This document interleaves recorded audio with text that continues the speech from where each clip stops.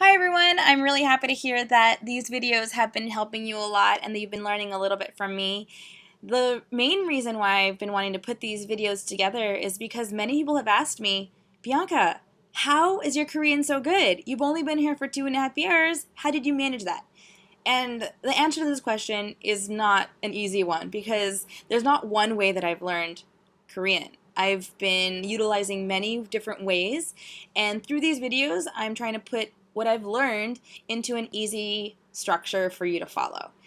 So I hope that you have been learning quite easily. I know that if you look at the whole Korean language and you hear me speaking, it is quite difficult to understand. You don't even know what's going on.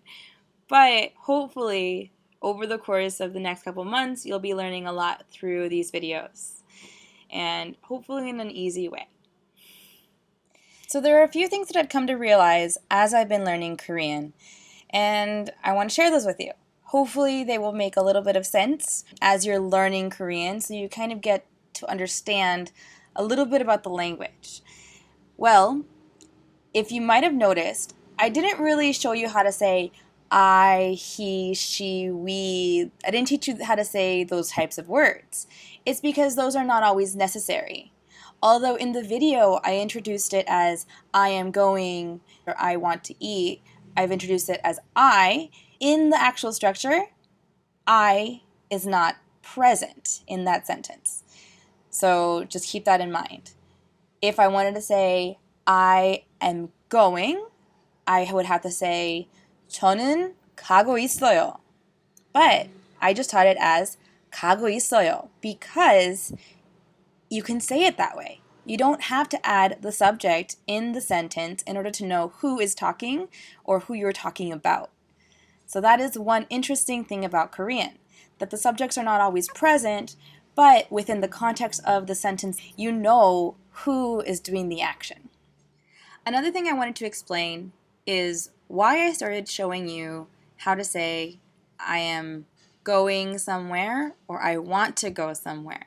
I want to show you why I started with those and not the present tense, past tense, future tense like this. I will show you those later on, but that's not where I wanted to start.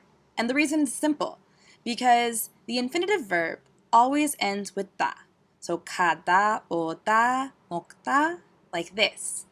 And the two forms that I showed you are the simplest to form because all you need to do is drop the da and then add the ending.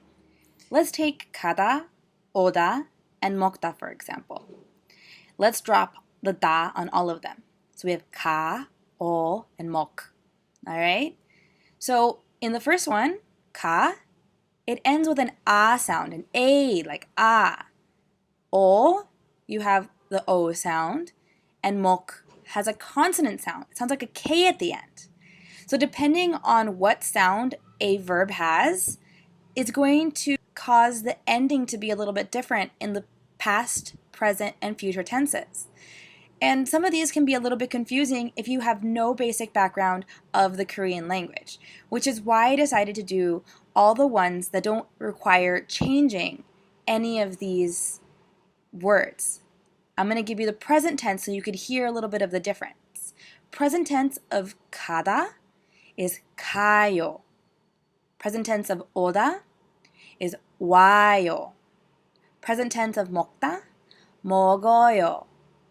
So I didn't want to confuse you by saying these tenses right from the get-go when we can start with easy ones just by dropping the da.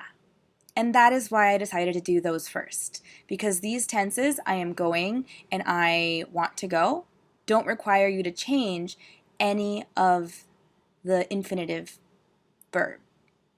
So I will go into more in detail about those when I start teaching the present, past, and future tenses. So stay tuned and don't get discouraged. I know you all will do really, really great, and keep watching. Bye.